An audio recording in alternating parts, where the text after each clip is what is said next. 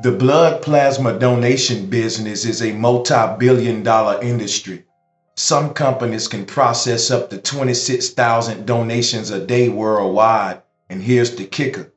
The United States supplies 94% of all the world's paid plasma.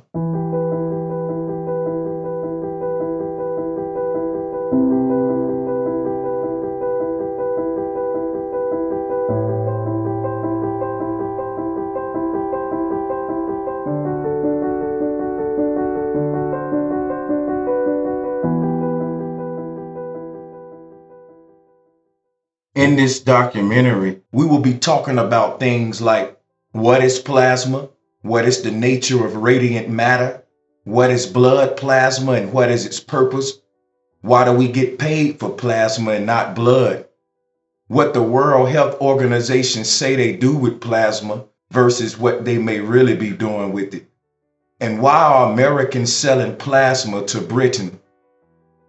Plasma is the clear straw-colored liquid portion of blood that remains after red blood cells, white blood cells, platelets, and other cellular components are removed. It is the single largest component of human blood, comprising about 55%, and contains water, salts, enzymes, antibodies, and other proteins.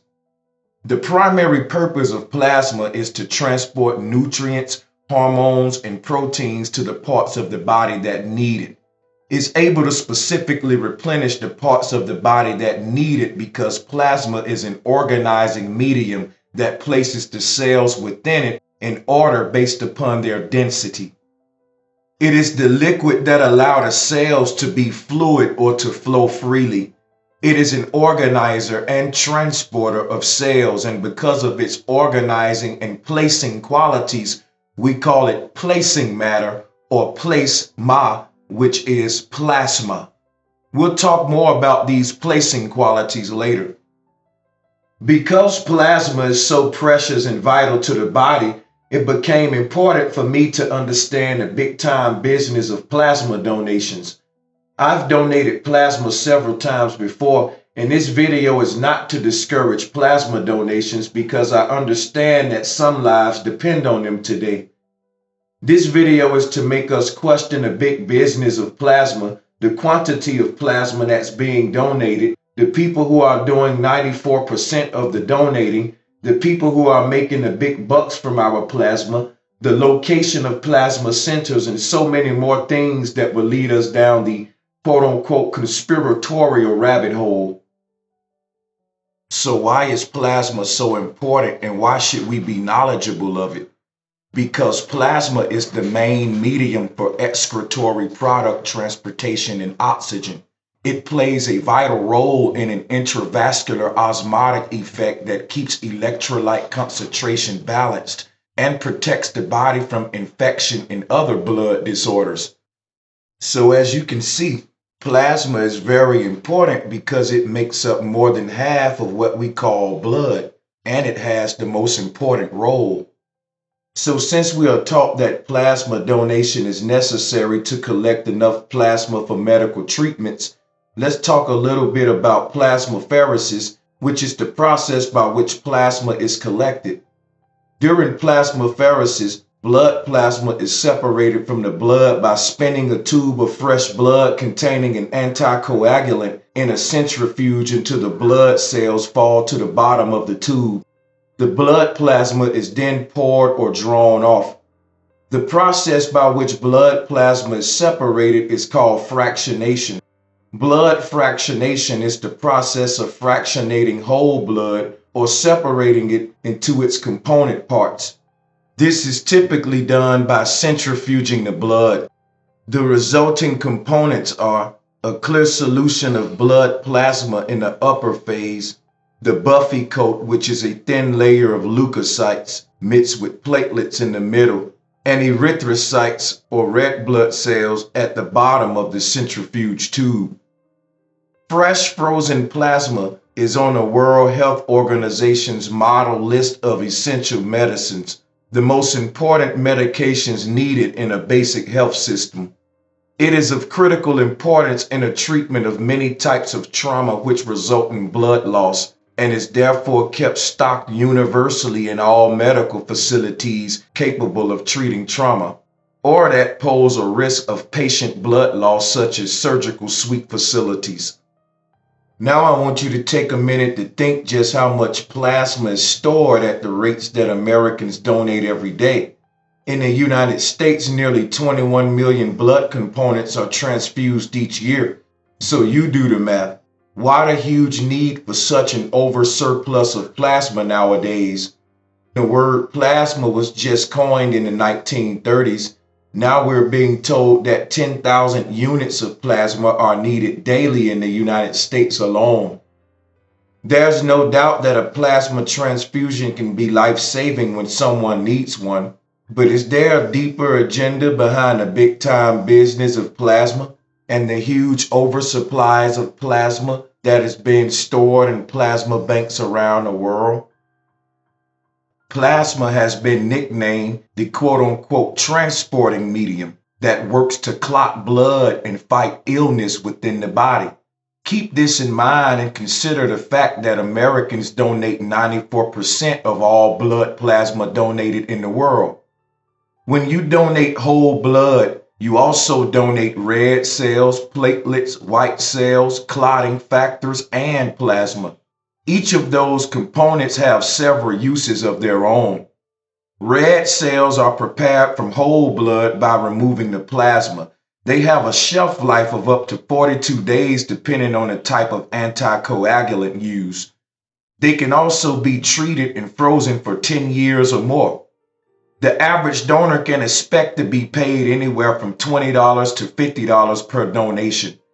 As a general matter, the money you receive for donating plasma is taxable income. That income must be reported on your tax returns whether or not you get a 1099 from the plasma center. Each liter of plasma can be worth as much as $200 before the manufacturing process and as much as $500 after. The information on the screen shows you what types of medications and treatments the World Health Organization tells us they create with human blood plasma. Donated frozen plasma is used in clinical settings such as hospitals. We are taught that most donated plasma is used to make a range of essential pharmaceutical products, such as those used to treat people with immune deficiencies or bleeding disorders. Plasma donation, in which blood is drawn, plasma separated out, and then blood cells and other components put back into you, is often compensated. The FDA doesn't require paid plasma donations to be labeled. The reason is that plasma collected this way never goes straight into another person. Plasma is beneficial to a wide variety of patients. Children and adults with cancer, including leukemia, need plasma transfusions. Other users are people undergoing liver transplants, bone marrow transplants, and severe burn patients. Clotting factors for hemophilia patients are made from donated plasma. The real question is, how are these type of patients being treated prior to the rise of plasma donations, and why does the amount of plasma donated supersede the demand of patients at such a high number? There are patents of electronic devices that require human blood plasma to function, and we'll be looking at one of those patents later. What if a large percentage of the blood plasma that we donate was being used to advance other forms of technology such as electronic devices? Could this even be a possibility? One thing for sure is that the plasma protein therapeutics industry supports quote-unquote donation in all of its forms. So why do we get paid to donate plasma but not blood? Well, what they tell us is that donating plasma and donating blood are essentially the same process. The entry questionnaire getting hooked up to a machine, the cookie afterward. But in the US, there's a key difference. One is an act of charity and the other an act of commerce. So why is that you get paid to donate plasma but not blood? It is a common misconception that the Food and Drug Administration bans paying for blood. In fact, it only says blood from paid donors has to be labeled that way, but hospitals won't use it.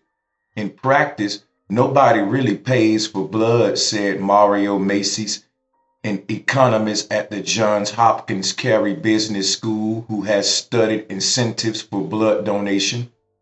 He quoted, "Even though it's legal, it's still considered not totally moral or ethical to pay cash to blood donors."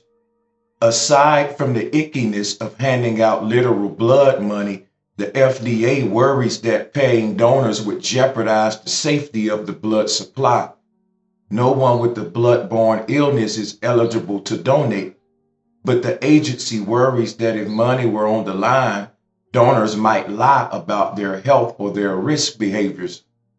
The science there is far from settled, but the World Health Organization finds it convincing enough that they discourage countries from paying blood donors. They quote, "Evidence shows significantly lower prevalence of transfusion transmissible infections among voluntary, non-remunerated donors than among other types of donors." And this is from their commentary in 2013. Donated blood is tested for diseases anyway, but the FDA says it intends those steps to be redundant security measures, quote unquote, like layers of an onion. The reason the FDA doesn't require paid plasma donations to be labeled, again, is because plasma collected this way never goes straight into another person. It's broken into many different protein products that will become pharmaceuticals. Along the way, these components are processed to remove or kill any virus stowaways. The risk of infection is inherently much lower, and this was said by Dr. Christopher Stowell, who recently chaired the FDA's Blood Products Advisory Committee. Whole red blood cells are too fragile to undergo the same kind of processing as plasma. And there's some evidence that paying for plasma does indeed lead more people to conceal their disease status or risk behaviors. For instance, the Government Accountability Office looked at California's blood versus plasma supply back in the 1990s and found that the plasma had much higher rates of HIV. There are reports of desperate donors lying about illnesses to donate for cash. The National Organ Transplant Act of 1984 made it illegal to pay for organs, but in the 2011 case Flynn versus Holder, the U.S. Court of Appeals for the Ninth Circuit ruled that a certain method of bone marrow donation could be compensated. Traditionally, bone marrow was collected in a surgical procedure with a hollow needle stuck straight into the pelvis. But in a more common method called peripheral blood stem cell apheresis, donors take drugs that release the stem cells from their marrow into their blood. Then they donate the cells through a needle in the arm and an apheresis machine, just like a plasma donation. Centers that collect such cells pay up to $800, but they haven't seen that much interest, the AP recently wrote, and the cells can't be processed like plasma, so it's unclear what the risk might be from paying donors in this young and upcoming market. So let's just recap here for a minute, and let me expound on the information that we just went over. It's legal to sell bone marrow and to sell human blood plasma, but is it moral? And will this lead into the legal selling of organs? Are they trying to create a market that preys on the poor? Government officials are passing laws to make these types of markets more legal every day, and they are pushing the boundaries on what organs can be sold. If we continue like this, who knows, we may end up in a future world where poor people can sell their body parts to the rich in a legal market that is ran and controlled by the rich. Just think about it.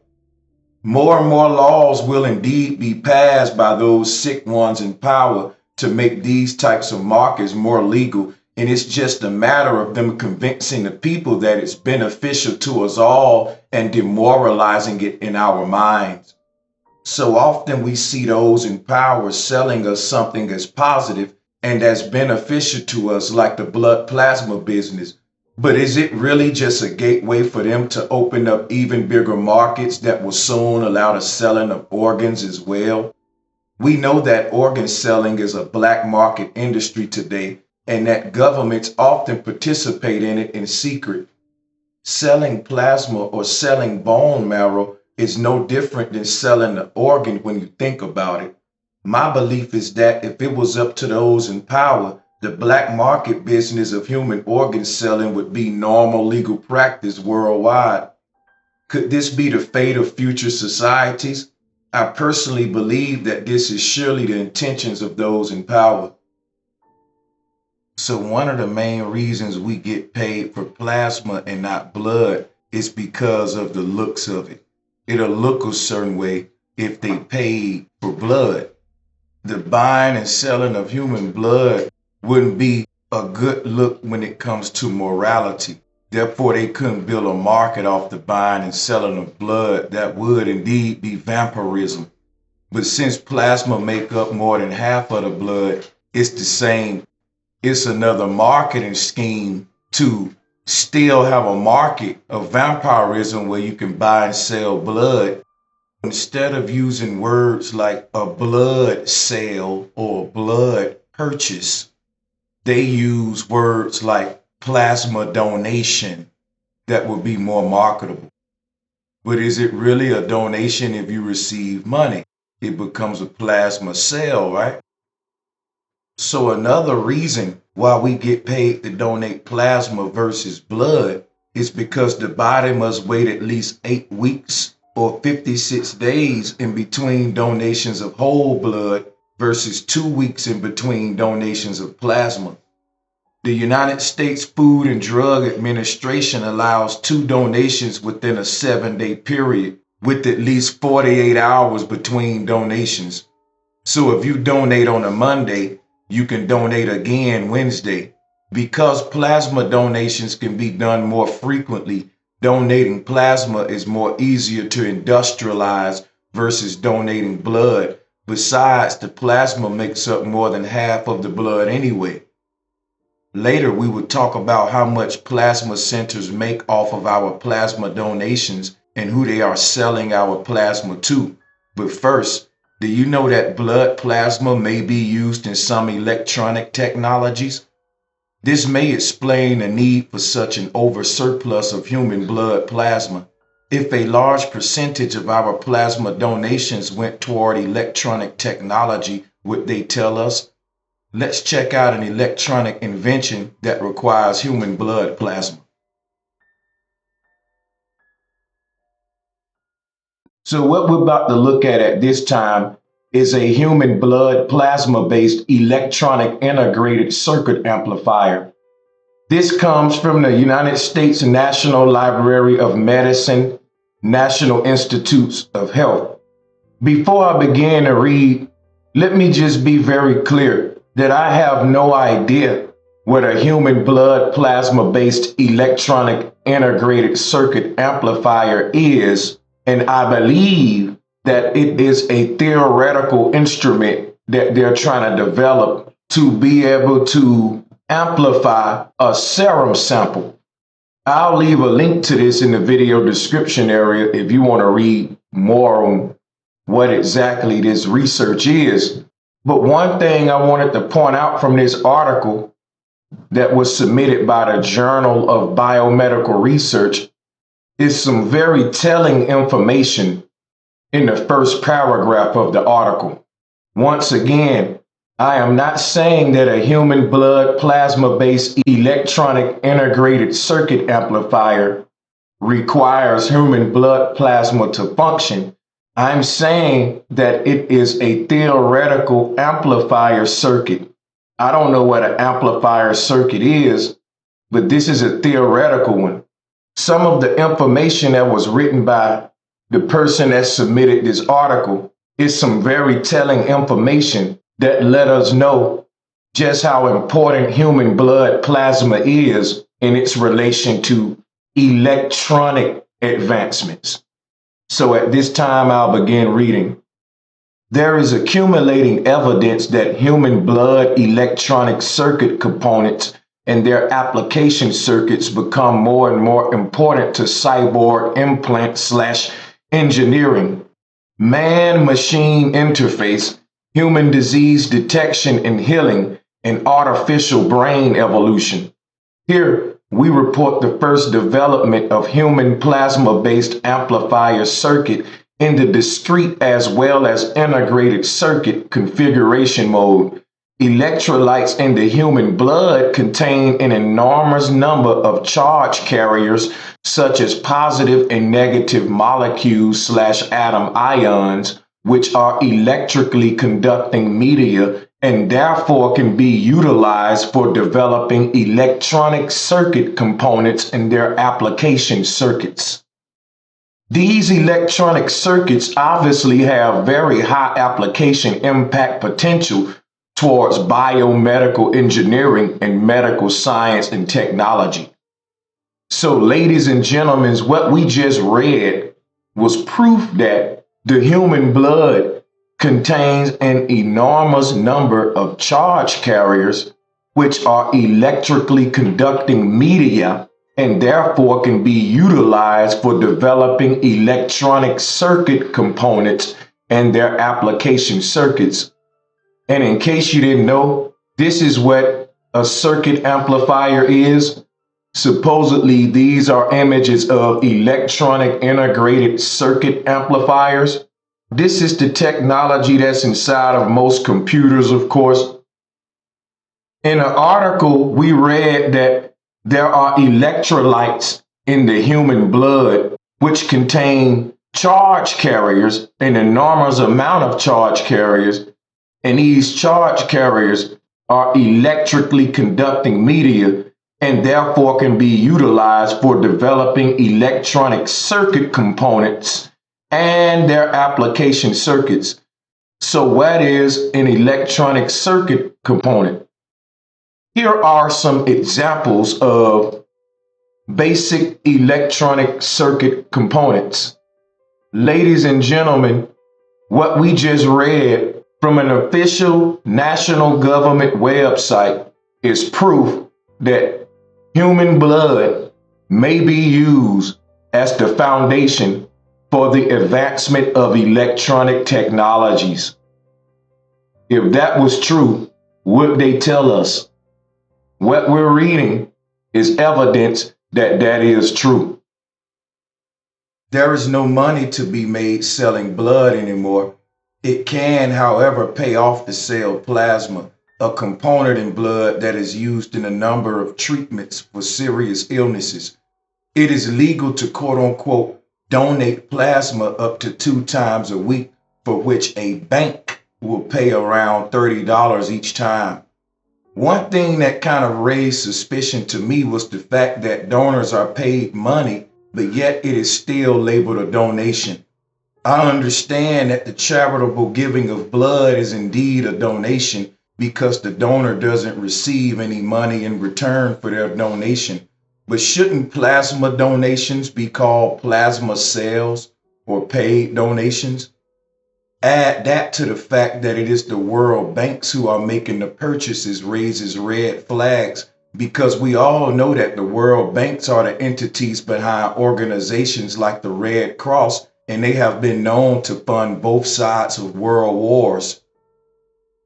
The use of blood plasma as a substitute for whole blood and for transfusion purposes was proposed in March 1918 in the correspondence columns of the British Medical Journal by Gordon R. Ward. Quote unquote, dried plasmas in powder or strips of material format were developed and first used in World War II. Prior to the United States' involvement in the war, liquid plasma and whole blood were used. The quote-unquote Blood for Britain program during the early 1940s was quite successful based on Charles Drew's contribution. A large project began in August 1940 to collect blood in New York City hospitals for the export of plasma to Britain. Drew was appointed medical supervisor of the quote-unquote Plasma for Britain project. His notable contribution at this time was to transform the test tube methods of many blood researchers into the first successful mass production techniques. Nevertheless, the decision was made to develop a dried plasma package for the armed forces as it would reduce breakage and make the transportation, packaging, and storage much simpler. The resulting dried plasma package came in 2 tin cans containing 400 cc bottles. One bottle contained enough distilled water to reconstitute the dried plasma contained within the other bottle. In about 3 minutes, the plasma would be ready to use and could stay fresh for around 4 hours. The Blood for Britain program operated successfully for 5 months, with total collections of almost 15,000 people donating blood and with over 5,500 vials of blood plasma. Following the quote-unquote Plasma for Britain invention, Drew was named director of the Red Cross Blood Bank and assistant director of the National Research Council in charge of blood collection for the United States Army and Navy. Drew argued against the Armed Forces directive that blood/plasma was to be separated by the race of the donor. Drew insisted that there was no racial difference in human blood and that the policy would lead to needless deaths as soldiers and sailors were required to wait for quote-unquote same-race blood. By the end of the war, the American Red Cross had provided enough blood for over 6 million plasma packages. Most of the surplus plasma was returned to the United States. Serum albumin replaced dried plasma for combat use during the Korean War. Now I want everybody to consider everything that we just read and just think about this, right? Who benefited from those wars that we just read about? It was the people who funded both sides of those wars. And the people who funded both sides of those wars don't lack the funds to do whatever it is they want to do. But if what they want to do is obtain large amounts of plasma, then they will need a way to obtain that plasma that would be a more discreet approach as to saying, can we pay for all of y'all plasma or buy everyone's blood? So one way you can look at all of this is that when we want omelets, we crack eggs. And it's starting to seem as if when world governments need blood, they bleed humans by going to war. This is supported by the fact that the same entities who fund both sides of the war also own the organization that collects the blood from the wars. It's time to wake up. Charles Richard Drew was an American surgeon and medical researcher. He researched in the field of blood transfusions, developing improved techniques for blood storage, and applied his expert knowledge to developing large-scale blood banks early in World War II. Plasma as a blood product prepared from blood donations is used in blood transfusions, typically as fresh frozen plasma or plasma frozen within 24 hours after phlebotomy. When donating whole blood or packed red blood cell transfusions, O negative is the most desirable and is considered a quote-unquote universal donor, since it has neither A nor B antigens and can be safely transfused to most recipients. I myself just so happen to be O negative. What blood type are you?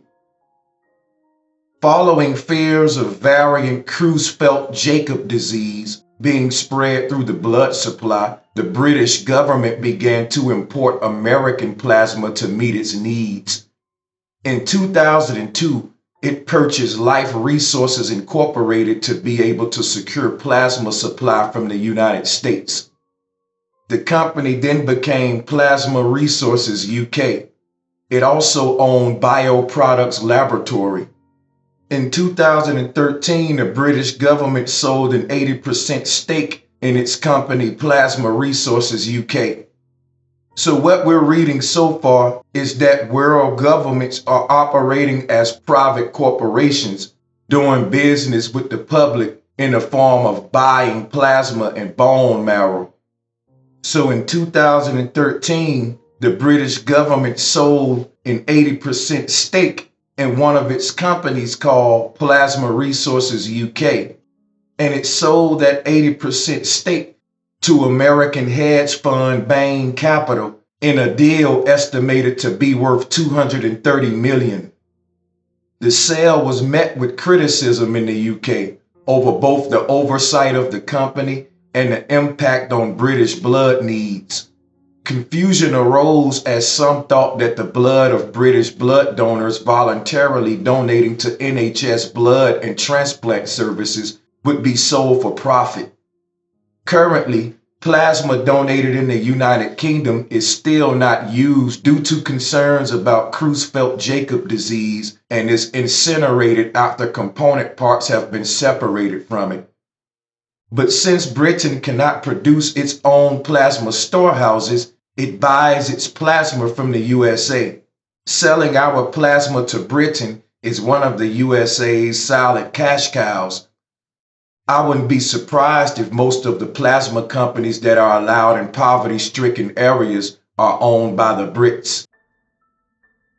The following article, entitled Young Blood Transfusions to Rich Old People, Plasma Donation Centers Popping Up, was posted on reddit.com by user Pink Bunny.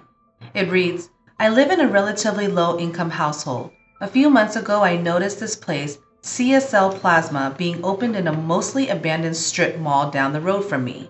I thought it was really strange that plasma donations were essentially going corporate. The posters, propaganda on the windows made me feel uncomfortable.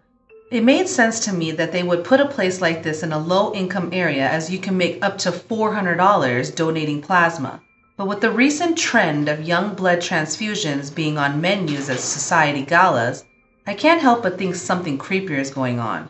Are your plasma donations really going to people who need it, especially if done at some McPlasma place such as CSL Plasma, or is it being sold to rich old people? The following information was taken from an article that was published in the Scientific American entitled Young Blood Transfusions Are on the Menu at Society Gala by Rebecca Robbins on March 2, 2018. For the crowd of mostly baby boomers who just finished their healthy lunch of salmon fillet on a bed of grains and vegetables, the warning could not have been more dire. You're running out of time. We can't sit still. We don't have time to do that, bellowed Bill Falloon, the 63-year-old former mortician, addressing them from the stage. To his left and right, giant screens projecting government auctorial tables reminded the group of the projected year of our termination. Men of Falloon's age could expect to die in 2037. Any 83-year-old women in the room? They've got only until 2026.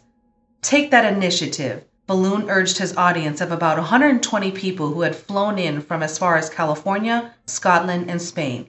How? Paying to participate in a soon-to-launch clinical trial testing transfusions of young blood offers the greatest potential for everyone in this room to add a lot of healthy years to their life, Falloon said.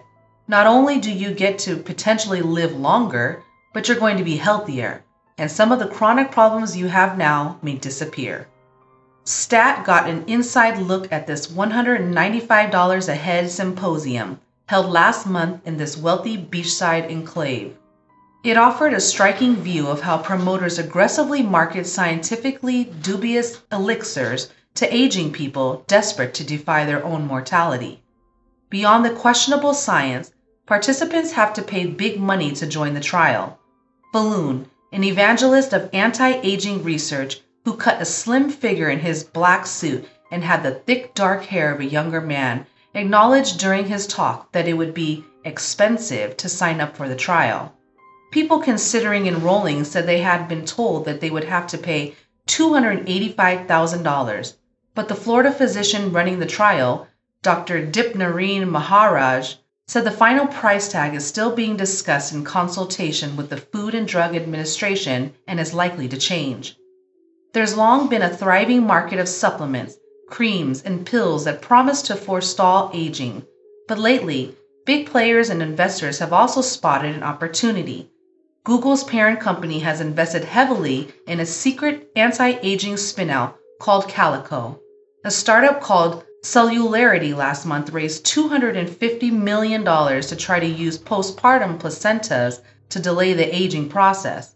And a company called Elysium Health has rallied Nobel Prize winners to sell a $50 per month supplement aimed at boosting levels of molecule known as NAD+, that's hypothesized to play a role in promoting longevity, though not without prompting rebuke from some prominent doctors. Lower cost technologies and receptive audience are expanding that economy, creating new opportunities for entrepreneurs to pitch everyone from Silicon Valley titans to middle American retirees on unproven and costly services like banking stem cells and injecting hormones. To learn more about this, read the full article by visiting the link in the video description area. So far, we've shown proof that a large percentage of human blood plasma is being purchased from the poor by rich people who wish to reverse their aging process. Earlier in the documentary, we showed electronic technology that requires human blood plasma to function. This also accounts for a large portion of human blood plasma that is being donated. Could this solve our mystery and answer the question as to why the need for such a huge oversurplus of human blood plasma? If this is true, since Americans donate 94% of the world's paid plasma, this would make us the victims of vampiric empires that are literally building their enterprises by sucking the life force out of poor people under the positive disguise of saving lives. World governments are operating as corporations to purchase human blood plasma, and the donors receive money for their quote-unquote time. Something is really fishy about all of this if you ask me. So let me get this straight. It's called the quote-unquote donation because corporations are paying quote-unquote donors for their time and not their plasma. What a bunch of horse crap. Yet thousands of these quote-unquote donations take place at hundreds of centers nationwide, often in low-income areas. The following article is from The Atlantic and is entitled, How Blood Plasma Companies Target the Poorest Americans. It was published on March 15, 2018 by H. Luke Schaefer and Annalitis Ochoa. It reads, the industry's business model depends on there being plenty of people who need cash quickly. Medicaid, housing subsidies, the Supplemental Nutrition Assistance Program, these are some of the things that make up the backbone of the U.S.'s social safety net, and the federal government, guided by President Trump's proposed budget for 2019, is seeking to make deep cuts to all three of them. Yet while this threatens the government's social safety net, one of a different kind continues to expand. Americans are flooding into the country's blood plasma donation centers in greater numbers than ever before, seeking to make up for low wages or small benefit checks, or even as their only source of cash income during a spell of extreme poverty. Their blood plasma, which historically has been collected disproportionately in the country's poorest communities, is fueling a multi-billion-dollar worldwide industry. Blood plasma, being a vital component of certain medical treatments, is extremely valuable, and there's not much standing in the way of American adults who want to make some money off of what's in their veins, so long as they weigh more than 110 pounds and are in good health. A standard visit lasts 90 minutes and usually pays between $30 and $50. Unlike other countries that ban giving plasma more than once a week or limit the number of sales in a year out of concerns for donors' health, the U.S. permits up to 2 plasma donations a week, every week. This can translate into a few $100s a month, a significant sum to people who have few or no other sources of income. In 2015, one of us wrote an article for The Atlantic about people who sell their plasma to make ends meet, and other journalists have focused on them as well. But what's gotten much less attention is the multi-billion-dollar industry these donors are sustaining. It's an industry that helps heal patients worldwide, but it's also one that, to keep the blood flowing, depends on the existence of a large group of people desperate for cash. To read more about this, read the full article by visiting the link in the video description area. There's also another article that was published in The Atlantic entitled The Twisted Business of Donating Plasma. It was published by Daryl Lorenzo Wellington on May 28, 2014. The following information was taken from the article. Since 2008, plasma pharmaceuticals have leapt from $4 billion to more than $11 billion annual market. Donors desperate for the cash incentive from high-frequency plasing may be putting their health and the public's at risk. This article was another good perspective that is worth a good read. If you would like to finish the article, visit the link to the full article in the video description area.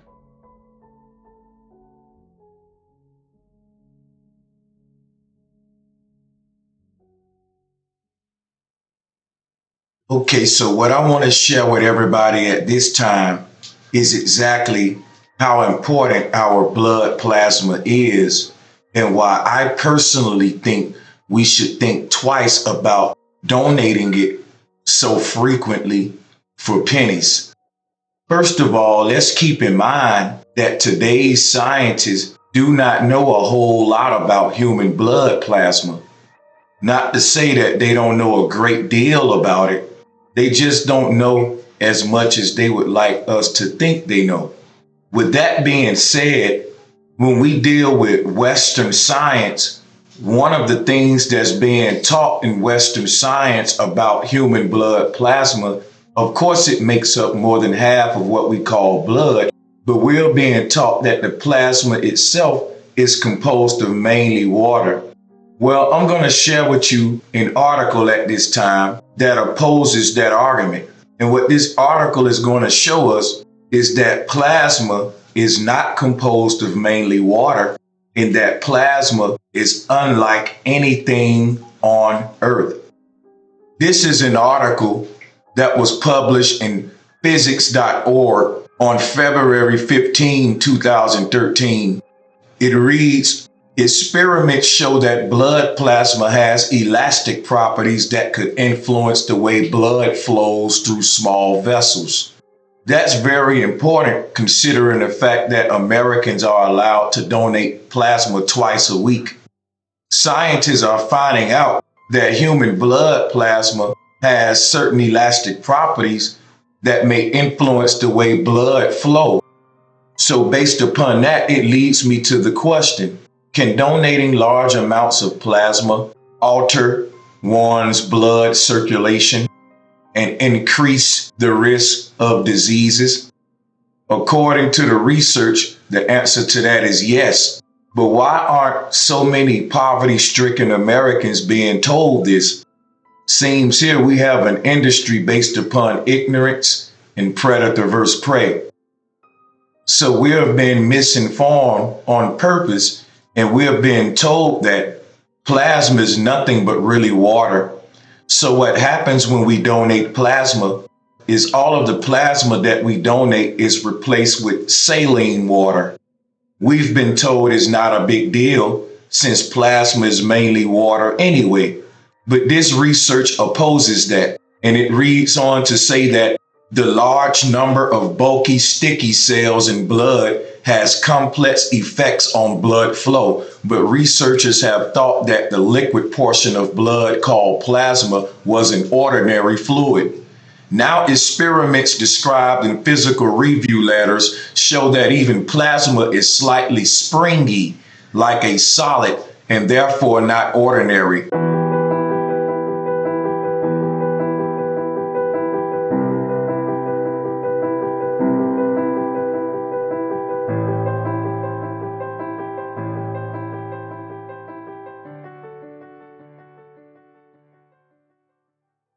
This so-called elasticity of plasma could be important for modeling blood flow in the tiniest vessels and for developing substitutes that precisely match blood's properties. So people, I want you to take a minute and think about just how important plasma is and how rare of a fluid it is because of all these properties.